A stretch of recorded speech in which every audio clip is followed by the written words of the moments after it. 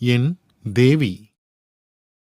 தொட்டிலில் விளையாடும் மாதுளை, கட்டிலில் பரிமாறிய வாழை இலை, நெற்றியில் தவழ்ந்திடும் பௌர்ணமியை தொட்டு அவள் நேர்வயிடு எடுத்திட்ட பூஞ்சோலை, உதட்டில் வழிந்திடும் தேனடை அவள் சிரிப்பு, கரும்பில் செதுக்கிய கன்னங்களில் ஊறும் எறும்பு என் இதழ்கள், அரும்பில் முளைத்த புருவங்களை வளைத்த வளைகுடா இமைகள், பனியா இல்லை புயலா இல்லை பனிப்புயலா என்ற பார்வை, தென்றலில் அளந்து தைத்த நாசி, இயற்கையும் அதற்கு முன் தூசி, பாதரசம் நீந்தி வரும் கண்கள் எடுக்கும் ஆரத்தி தீ, வானம் விட்டு வந்த முழுநிலவு முகம், நீங்காத இரவு கூந்தலின் இளவரசி, கழுத்தில் பதித்திட்டேன் முத்திரையை, என் இதழின் முத்திரையை, வானவில்லால் ஆன இடைகொண்டு அசையும் வெண்கல சிலை,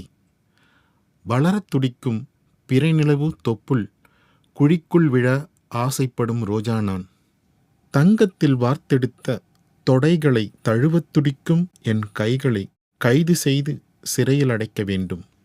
நாட்டியமாடிய நடையைக் கொண்டு அவள் அசைந்து வரும் பூந்தென்றல், தாமரை இதழில் செய்த பாதம் பதித்து என் கண்களில் கண்ணாடியாக போட்டுக்கொண்டேன்.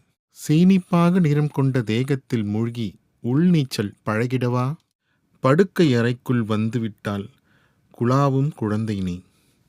அவள் ஒரு வெள்ளித் தடம் பதித்த பாவாடை நாடா, தங்கத்தில் அணிந்த அரைஞான் கயிறு, கால் கொலுசு மாட்டிய பொற்சிலை, மொத்தத்தில் அவள் என் இதயத்தை தாலாட்டும் ஊஞ்சல்.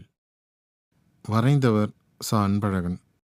இந்த கவிதை உங்களுக்கு பிடித்திருந்தால் ஒரு லைக், ஒரு ஷேர், ஒரு கமெண்ட், ஒரு சப்ஸ்கிரைப் செய்து எங்களை ஊக்குவிக்கும்படி தாழ்மையுடன் கேட்டுக்கொள்கிறேன்.